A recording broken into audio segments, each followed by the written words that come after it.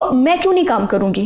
कुछ लोगों को इस बात से बहुत प्रॉब्लम है, कुछ लोगों को इस बात से भी प्रॉब्लम है कि मैं अपनी मम्मी के साथ आती हूँ इंडस्ट्री में, सेट पे मेरी माँ हमेशा मेरे साथ रहती है, चाहे एंड से लेके स्टार्टिंग से लेके एंड तक। और उन्हें ये दिक्कत है कि अपनी माँ के साथ आ रही है, अरे क्यों, हमें हीरोइन जो है अकेली चाहिए तो मजा आता है। आप समझ रहे मैं कहाँ तक जा रही हूँ? मेरे मम्मी मेरी साथ आती है इसलिए मुझे फिल्मों से निकाल दिया जाता है।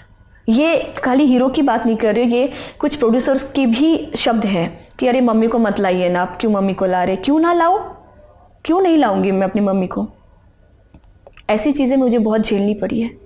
लेकिन उसके बाद भी मेरी फिल्में कई हिट हुई है। जो मैं सोलो फीमेल ओरिएंटल फिल्म्स कर रही हूँ वो भी हिट हुई है, तो फिर मैं क्यों नहीं करूँगी? मेरे अंदर टैलेंट है, मैं खड़ी रहूँगी। और कोई भी फीमेल इतनी कमज़ोर तो नहीं होगी कि आप निकाल दोगे तो हम भी एकदम रो धो के बैठ जाएंगे। नहीं, मैं भी लड़ूंगी। इनकी फिल्म आई है, इनकी